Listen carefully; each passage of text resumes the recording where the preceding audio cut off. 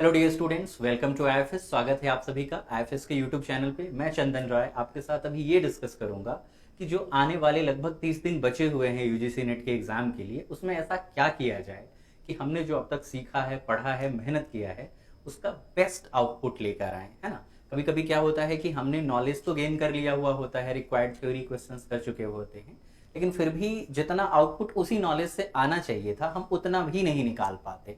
तो फिर उसके लिए क्या सब छोटी छोटी चीज़ें ध्यान में रखनी है, उस पर मैं वन बाय वन बात करूंगा आपसे। चलिए, तो सबसे पहली चीज़ क्या है?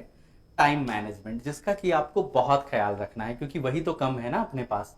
तो जो चीज़ें ज़्यादा हैं, प्रबंधन उनका भी ज़रूरी है, लेकिन जो चीज़ें कम होती है हमारे पास, उनका बेस्ट यूटिलाइजेशन कैसे हो सके, उसके लिए मैनेजमेंट देखते हैं कि कैसे मैनेज करें उसे। तो किस तरीके से टाइम को मैनेज किया जाए, तो आपको क्या करना है कि आपका जो भी सिलेबस रहता है, और उस सिलेबस में किस सब्जेक्ट से कितने मार्क्स से क्वेश्चन आ रहे हैं, जो प्रीवियस ईयर क्वेश्चन की एनालिसिस होगी, जो कि हमारे ऐप पे, वेबसाइट पे भी अवेलेबल है, आप वहां से भी देख सकते हैं, या फिर आपने खुद से भी की होगी एनालिसिस, है ना। तो फिर उसमें आप देखिए कि कौन ज़्यादा इंपॉर्टेंट है, तो जो अपना टाइम अलोकेट करते हैं उसे उसी हिसाब से प्रायोरिटी दीजिए। क्योंकि मान लीजिए कोई क्वेश्चन अगर लाइक 4 मार्क्स 5 मार्क्स का पूछा जा रहा है और उसके लिए पूरा सब्जेक्ट उसके लिए आप पढ़े जा रहे हैं, तो ये सही चीज़ नहीं होगी। तो आप मार्क्स जितना भी पूछा जा रहा है उसको एनालाइज करके उसके अकॉर्डिंग आपको टाइम अलोकेट करना है। और साथ ही ऐसा भी है कि सिर्फ मार्क्स के ही रिगार्डिंग ही नहीं, आपने अब तक किस सब्जेक्ट में बेटर परफॉर्म किया हुआ है, आपकी तैयारी कैसी है। क्योंकि इस लास्ट मोमेंट पे अगर कोई एक नया का नया पूरा सब्जेक्ट पढ़कर आप सीख लें और बेस्ट अटेम्प्ट करके आ जाए, तो हो सकता है कि वो जो आपने अभी सीखा होगा उसमें तो अच्छा कराएंगे, बट अब तक जो सीखा उसका रिवीजन भी नहीं हो पाएगा और आप कुछ कर नहीं पाएंगे फिर वहां पर। तो बेटर ये है कि अब तक जो आपने सीखा है उन सब्जेक्ट्स में से वो सब्जेक्ट जिनसे ज्यादा मार्क्स के क्वेश्चन आते हैं, फिर उससे कम मार्क्स के, फिर उससे कम मार्क्स के, इस तरह से प्रायोरिटी अपनी डिसाइड करें। और फिर अपने सब्जेक्ट को देखें, और फिर क्वेश्चन को जो अटेम्प्ट करते हैं उसके लिए भी आप टाइम रखें कि हमें जो मेहनत करनी है, हमें जो रिवीजन करना है, क्वेश्चंस को ट्राई करना है। लाइक कोई एक क्वेश्चन आपका ऐसा आया कि आपको लगता है कि ये तो हमसे होना चाहिए था और उसमें आपको ज़्यादा टाइम लग रहा है, तो फिर एक लिमिट के बाद उसे स्किप करिए, आगे जाइए, कल होकर के फिर उसे ट्राई करिए। हो सकता है फ्रेश माइंड से सोचिए वो जल्दी हो जाए, तो बेवजह अटक के नहीं रहना है ना।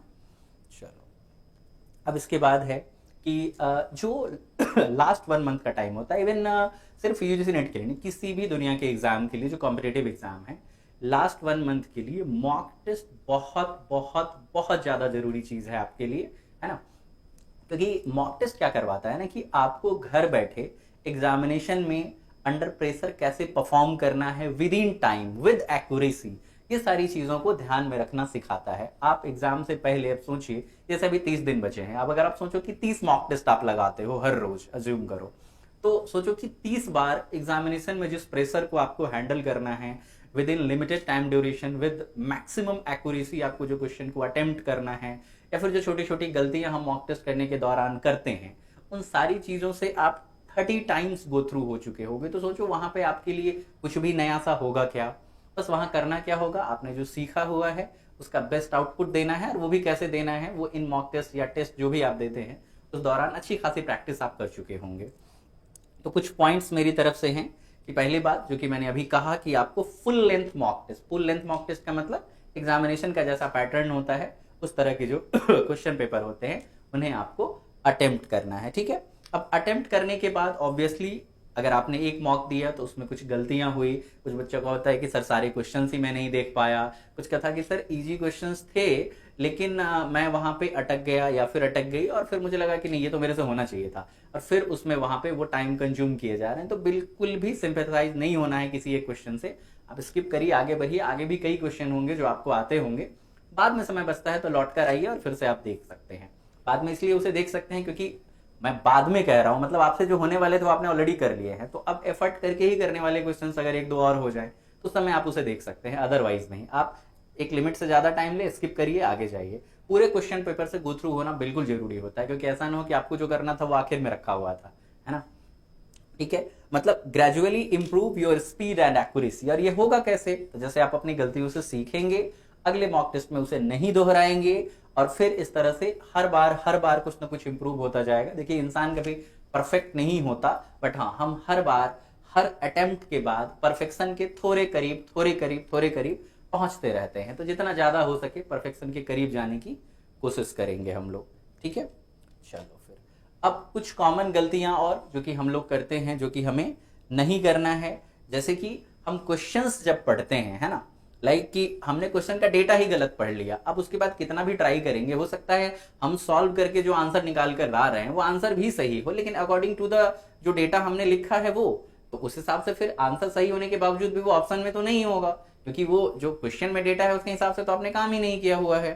तो क्वेश्चन को आपको केयरफुली पढ़ना है। फिर अवॉइड गेस वर्क का मतलब क्या है ना, कि लाइक आप मुझे लगता है कि ये हो जाएगा, उस बिहाफ पे क्वेश्चन करने की कोशिश ना करें। जब आपको परफेक्टली लगे कि नहीं यही होना चाहिए, देन आप उसे टिक करें, ठीक है। अपने कैलकुलेशन को, अब एग्जाम में देखो एग्जाम में समय कम होता है, हम एक चीजों को बार बार चेक करें ये पॉसिबल तो नहीं होता, बट लाइक जब आप सॉल्व भी कर रहे हैं ना, तो उस समय थोड़ा सा ना उस पर नजर बनाए रखिए कि हाँ कहीं छोटी मोटी गलतियां तो नहीं हो रही है कम से कम, है ना। और फिर डू नॉट ओवर थिंक। अब फिर ये वही मिली जुली बात हो गई जो थोड़ा टाइम पहले मैंने कहा था कि लाइक किसी एक क्वेश्चन पे अटक के नहीं रहना है, या फिर मतलब किसी क्वेश्चन को लेकर के लाइक अज्यूम करो कि आईआईटी जेईई का कोई पेपर है, पेपर का क्वेश्चन है और कोई कहे कि ये क्वेश्चन आईआईटी का है, तो पहले ही उस क्वेश्चन के ना इज्जत बढ़ जाती है थोड़ी सी कि ये आईआईटी वाला क्वेश्चन है, तो थोड़ा सा आदमी उस तरीके से उसको देखता है। लेकिन नहीं, अब कहे कोई आईआईटी का एडवांस का क्वेश्चन है तो फिर उस तरीके से हम देखते हैं, और कोई बताया ही नहीं कि एडवांस का क्वेश्चन, बस क्वेश्चन दे दिया, तो हो सकता है कि हमारे ऊपर ये प्रेशर नहीं है कि एडवांस का क्वेश्चन है, तो शायद हम उसे कहीं ना कहीं इजीली टैकल कर पाते। तो इसीलिए क्वेश्चन जो आपने पढ़ा है, जो आपका सब्जेक्ट है, वहीं से आए हुए क्वेश्चंस हैं, कुछ अलग नहीं है। तो बहुत ज्यादा कुछ हाइप नहीं क्वेश्चन का मन में बनाना है कि पता नहीं क्या ही पूछ लिया, ठीक है, वो आपके सिलेबस का ही है, अभी आप नहीं सोच पा रहे, कोई बात नहीं, आप आगे बढ़ जाइए, ठीक है।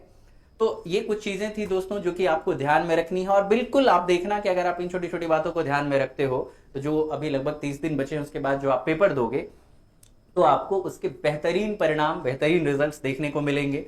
और ये सब चीजें जो मैंने बताई है, ये सारी चीजें ऑल अबाउट कहां है, आपको अटेम्प्ट करने हैं क्वेश्चंस, आपको अटेम्प्ट करने हैं मॉक टेस्ट। तो फिर दोस्तों इसके लिए आईएफएस आप लोगों के लिए फ्लैट 30% ऑफ दे रहा है, जिसमें कि आप देखोगे कि जो आपका टेस्ट सीरीज है वो ओनली 499 की प्राइस पे अवेलेबल है। आपको just coupon code IFS30 use करना है और अटेम्प्ट करना है। देखना आप डेफिनेटली अगर आप इन टेस्ट को देते हो तो आपके परफॉर्मेंस इंप्रूव होंगे, आप जितना कर सकते थे उससे बेहतर परिणाम आएंगे। रिजल्ट के बाद डेफिनेटली चमचमाते हुए कुछ चेहरों के साथ, जैसे कि यहाँ पे आप देख सकते हैं स्टूडेंट्स को, फिर आप बता रहे होंगे कि सर हमारा एग्जाम क्वालिफाई हो गया। So best of luck your further examination. Thank you.